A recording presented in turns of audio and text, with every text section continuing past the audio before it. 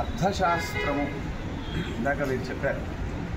అసలు బ్రాహ్మణుడి శిఖ ఎంత విలువైనదో చెప్పినటువంటి మహనీయుడు శతాబ్దాల క్రితమే. రాజ్యాన్ని మారిస్తే తప్ప శిఖ ముడివేయను అని భీష్మించుకున్నటువంటి మహనీయుడు, అర్థశాస్త్రానికే అర్థం చెప్పినటువంటి మహనీయుడు కౌటిల్యుడు. వారే చాణక్యుడు. చాణక్యుడు బ్రాహ్మణంలో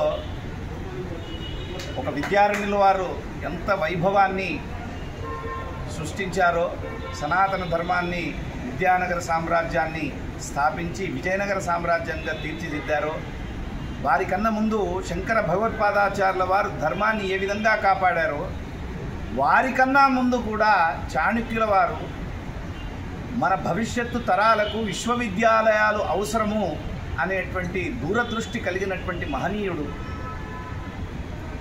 నలంద తక్షశిల విశ్వవిద్యాలయం అనుకోండి, అందులో ఉండేటువంటి గొప్ప శాస్త్రాన్ని, ఇవాళ మన పిల్లల్ని ఎవరిని అడిగితే కార్ల్ పియర్సన్స్ ఫార్ములా అంటారు. దానికి కూడా మూల బిందువు ఎవరు అంటే చాణక్యుల వారే. ఎకనామిక్స్ అంటే వారి పేరు చెప్పకుండా, చాణక్యుని పేరు తీసుకోకుండా మనం చెప్పలేం. చాణక్య నీతి అని ఇవాళ్ళకి కూడా మనం మాట్లాడుకుంటున్నాం. చాణక్య నీతిని ప్రదర్శించాడు అతను అని చెప్పేసి.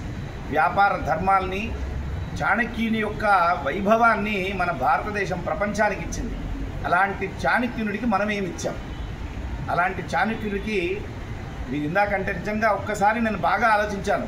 నిజంగా ఎక్కడా లేదా ఇంత గొప్ప మహనీయునికి ఒక్క విగ్రహం కూడా లేదా? ఎక్కడ? అందరి విగ్రహాలు ఉన్నాయి. ఇవాళ అర్థశాస్త్రము అదృష్టవశాత్తు సనాతన ధర్మాన్ని గౌరవిస్తూ మన భారత ప్రభుత్వం తీసుకున్నటువంటి శాఖల పేర్లు కూడా మీరు గమనిస్తే కనుక ఇంతకుముందు దాన్ని ఫలానా శాఖ అనేవాళ్ళు.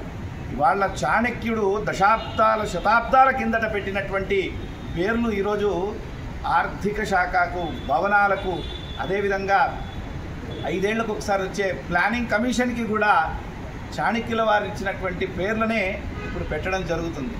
అంత దూరదృష్టితో కోవిడ్ వచ్చినప్పుడు ప్రపంచమంతా అనింది, ఇంకా భారతదేశంలో కోట్ల మంది చచ్చిపోతారు, భారతదేశం రూపాయి విలువ పడిపోతుంది, వీళ్ళ జీడిపీలు పడిపోతాయి, భారతదేశానికి మాంద్యం వస్తుంది అన్నారు. ఎవరైతే అన్నారో ఆ దేశాలకు మాంద్యం వచ్చింది, కానీ భారతదేశానికి మాత్రం మాంద్యం రాలేదు. భారతదేశం యొక్క ఆర్థిక పునాదులను పరిపుష్పత్వం చేసేటువంటి మూలాలు అర్థశాస్త్రాన్ని ఇచ్చినటువంటి కౌటిల్య మహనీయుడు చాణక్యుల వారికి విగ్రహం పెట్టడం ఎంతో సంతోషకరం.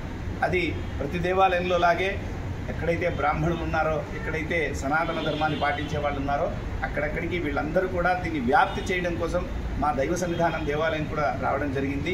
ఆ మహనీయుడి విగ్రహం పెట్టాలని మేమంతా కూడా నిండు మనసుతో కాంక్షిస్తూ ఆ విగ్రహాన్ని పెట్టేదానికి, ఈ విషయాన్ని 10 మందికి వ్యాప్తి చేసేదానికి మేము కూడా సంపూర్ణ సహాయ సహకారాలు మేము కూడా మా అందరి సోషల్ మీడియాల్లో మా గ్రూపుల్లో కూడా ఫార్వర్డ్ చేసి ఈ విగ్రహము చక్కగా ప్రభుత్వ అనుమతితో, ప్రభుత్వ పెద్దల అనుమతితో, వాళ్ళు కూడా చక్కటి మంచి మనసుతో, పెద్ద మనసుతో చాణక్యుల వారికి ఒక విగ్రహం ఉండాలి అనే దూరదృష్టితో వారు కూడా ఆలోచిస్తారని నా వాణికి విరామాన్ని ఇస్తూ చాణక్యుల వారికి ఒకసారి జయ జయకారం చేస్తూ నా వాణిని ముగిస్తాను.